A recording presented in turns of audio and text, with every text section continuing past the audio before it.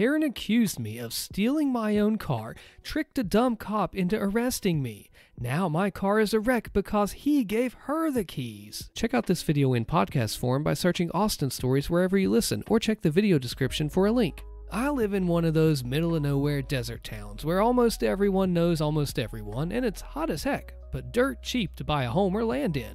And it's not uncommon for old cars to last out here, as they almost never rust and people keep fixing them.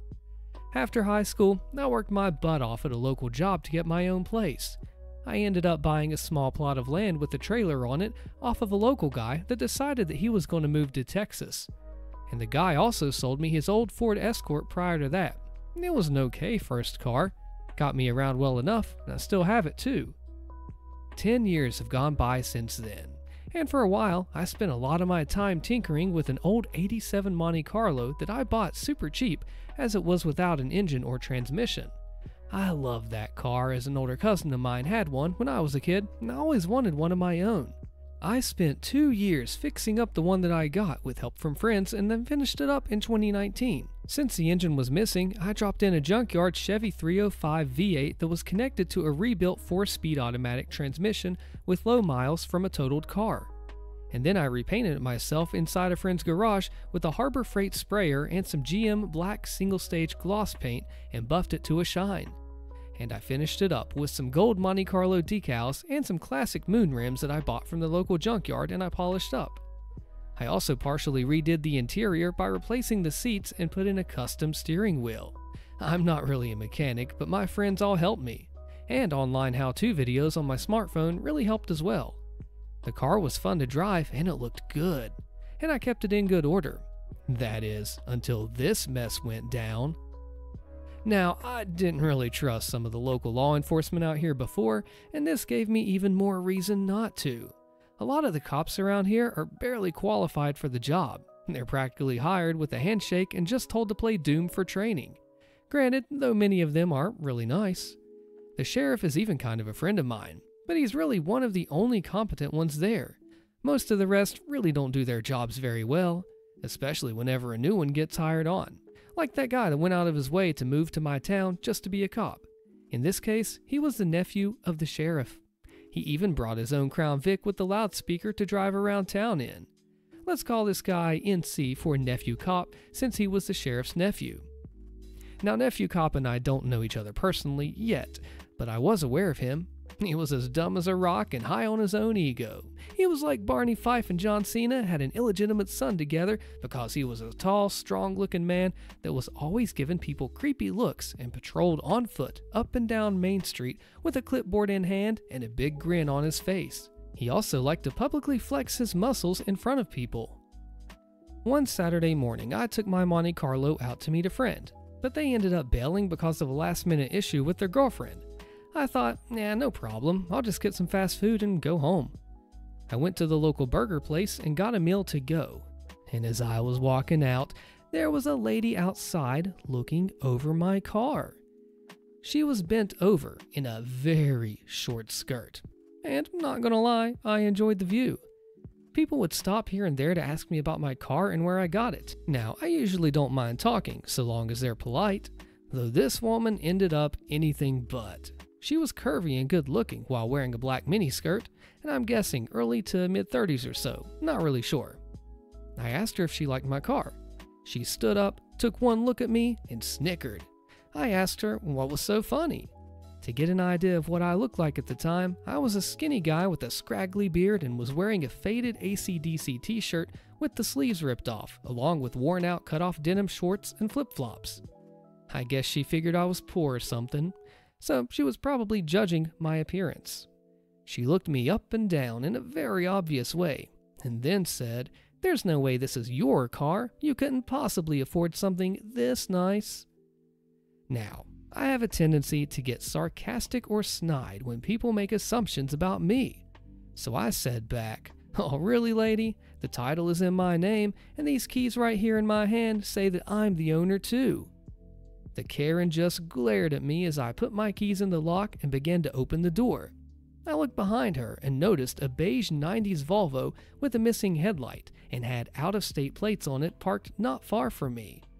I put two and two together and laughed. Let me guess, lady, that's your car over there? She started to turn beet red, and I laughed and said, "Oh, hey, please don't be ashamed. Those things aren't lookers, but they'll run forever." And I figured this was over, but as I was opening my car door, I suddenly felt her nails digging into my shoulder. She was screeching so loud that my ears were hurting. And before I could turn around, she kicked me between my legs from behind with the high-heeled shoe so hard that I collapsed in agony. And, true to my luck, Nephew Cop drove right up because he'd heard her screeching from down the street during his noon patrol. As soon as Nephew Cop was out of his car, the Karen ran to him crying and saying that I was a carjacker that was attempting to take her new car. I wasn't looking at either of them as I was on the ground wincing in a fetal position from the pain. The next thing I heard was Nephew Cop yelling, "Put your hands behind your back." And then I was being pinned down by his knee on my spine and forcibly cuffed. I tried telling this Nephew Cop that I knew his uncle and I can prove that I'm the real owner of the car. But then he called me white trash and told me to shut up. Then he picked my keys up off the ground and actually handed them to the Karen. Then he seemed to do a hero pose while he gave me a crap-eating grin. No matter what I said, Nephew Cop wasn't listening to me because he fully believed her. And then I had to see Karen start up my car and drive off with it. My heart sank as I watched it sail down the road with her flipping me off. And then Nephew Cop dragged me back to the sheriff's office. I'd hoped his uncle was in, but just my bad luck, he was out to lunch. So Nephew Cop put me in a cell and told me to keep quiet. I was ticked, but I knew I wasn't going to make my situation any better, so I just waited. And during that time, Nephew Cop kept giving me looks of contempt. At one time, he walked across the cell with a nightstick, grazing it against each bar like he was trying to intimidate me. At least an hour went by, and the sheriff finally came in through the door nursing a big gulp, but froze the second he saw me. "Austin, what are you doing here?" he asked. I was about to speak when the Nephew Cop jumped in and said, "Well, I caught this low-life creep trying to steal a lady's car, so I hauled him in." That's when I finally got my chance to speak, and I said, "Yeah, only it was my car, the one you know I spent so long fixing up." Nephew Cop just rolled his eyes and said not to listen to me, but the sheriff silenced him and asked my full story. As I tried to tell it, Nephew Cop was making dismissive looks and kept repeatedly interrupting until the sheriff told him to sit down and shut up. And then, when I was finally able to say everything that happened, he was furious. The sheriff laid into Nephew Cop, who was cowering in a chair like a little boy and saying that it indeed was my car, and he stupidly gave my keys to a thief that had assaulted me. Nephew Cop started frantically apologizing and trying to say he was just trying to help. But the sheriff called him an idiot that just wanted to play hero by saving a damsel in distress. And now the whole department would be in hot water for his unlawful arrest and physical assault against me. And then he finally let me out of the cell. I got some ice for my crotch and got taken home. The sheriff and Nephew Cop went back to the burger restaurant, but the Karen's car was no longer there. They got the CCTV footage from the camera that the restaurant had looking outside. It caught everything minus the audio. The Karen came back riding piggyback with the guy on a motorcycle over a half an hour from the time that she left with my car. She blew him a kiss and then drove off in her Volvo. The sheriff scrambled everyone, even Nephew Cop, to try and chase her down, but they couldn't find her as she's already driven out of county lines.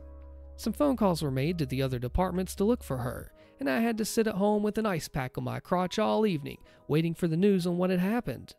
A couple of days later, my car was found just a few miles out of town. The Karen had broken all the windows with what I'm assuming was the tire iron, and then put the car in neutral and let it coast down a deep rocky hill, which rolled it into the bottom ditch, which smashed the front end and warped the frame. It was completely totaled. I wanted to cry from the sound of metal grinding on rock as the tow truck pulled it back up. Nephew Cop was there too, and he couldn't even look at me the entire time. My insurance also didn't want to cover the car, so the sheriff's office was made to pay me the value of my Monte Carlo instead, since Nephew Cop let it happen, which was only about $5,000, though that was honestly close to what I had into it since I did almost all the work by hand with the help of my friends. Nephew Cop also paid me another $2,000 for my trouble and said that it was most of his savings. The Karen was caught at a motel a state over sometime later and arrested for soliciting prostitution and drug possession. Grand theft auto was just one of the many things that she was charged with. I got on a video call just to see her in court and testify. She looked like a wreck the whole time because she knew that she was screwed. And it wasn't long before she was pronounced guilty. She got 10 years behind bars with no possibility of parole. As for Nephew Cop, the sheriff all but begged me not to sue him because he was his nephew and he promised his sister that he'd look out for the guy. I'm not a sue-happy person, so I let it go, provided Nephew Cop actually takes some sort of course on how to properly do his job. And so the incident was more or less rug-swept, and Nephew Cop was demoted to sitting at a desk all day answering phones, and they would be docking part of his pay until every penny was paid back. He's still regulated to desk duty half the time these days, and he still avoids me any time that I'm near him. Arguably, he's a better cop now though because he mellowed out. As for me, it took some time, but with help, I finally located a replacement Monte Carlo project car with a clean title. And it was the same year too. I salvaged as many parts as I could from my old one and used it all in the build. The engine and transmission were still good, and somehow, so were most of the base parts. And the sheriff personally came by to help my friends and I build the new car in his downtime. It took a year, but now I've got a fresh-looking Monte Carlo that looks just like my old one. You never know they weren't the same car. I've made sure to have better insurance this time around, and I'll be danged if I ever let a Karen near my car again. What's crazy is this cop was a bad apple that makes all the other cops look bad for what he did, and it's interesting how the video game Doom was mentioned in training. I'm a huge Doom fan, you can see it in my hat in this picture all the time. What would have you done in this crazy story? Buy my program when you fire me? No? Okay. I was employed at a rather large factory, which is one of the largest plant-based companies in the world, recently bought by an investment firm not so long ago. Anyways, I developed a program which was used at the factory. It could tell whenever any machines were not running, even if it was due to a manual stop or anything else. My program knew the reason why the machine was idling. This program made it so much easier for the entire factory. Workers were happy because they didn't need to do any manual work and write down every time the machine stopped. Lead up to about a year ago. The factory appoints a new chief. All the old employees that were in a leader position were let go because it was time for, quote, new blood to come in, end quote. There was a lot of talk about selling off parts of the factory, including machines and so on. This included programs that I had developed, including the program that identified whenever a machine stopped. I developed this program on my spare time. I showed it to the old management and they liked it enough that they wanted to use it on every station in the factory. Every machine was to use this program, and all that had to be done was for the program to be maintained weekly. This was around 5 years ago or so. When the newly appointed factory chief wanted to let the old employees, me included, leave, it was not known that I was the person behind that program. Anyways, at my meeting with HR and the factory chief, I said that I was willing to sell them the program and teach someone how to maintain the program. The factory chief laughed in my face and said that it was company property and that it was simply their program and not mine. I offered to show them the source code and everything, but it led up to the point to where if I was to tamper with the program before my departure, they would sue me. I was officially let go. 2-month countdown began, and after 2 months, I was free. After a week or so, they noticed problems with the program. It would stop loading, stop registering stops, and it would mislabel stops.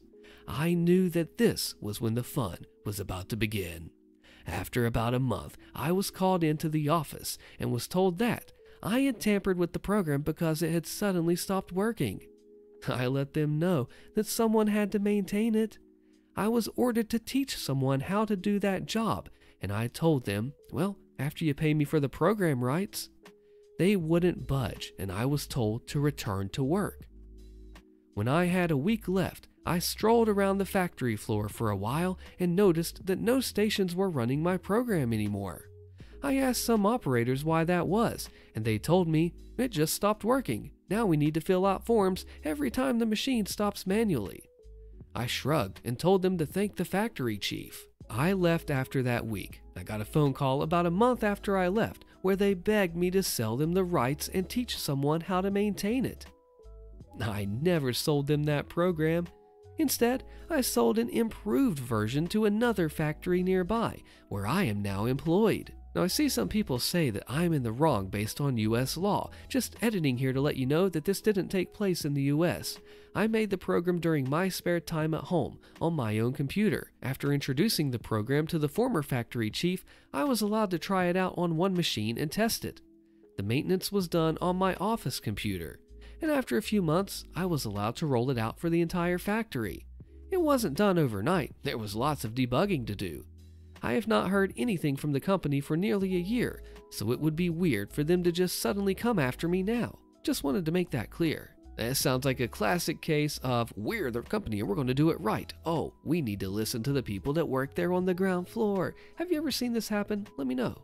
Karen hits me with her car, covers up the crime, so I put a lien on her house. Click the video on your screen to find out why and what happened, and I'll see you there.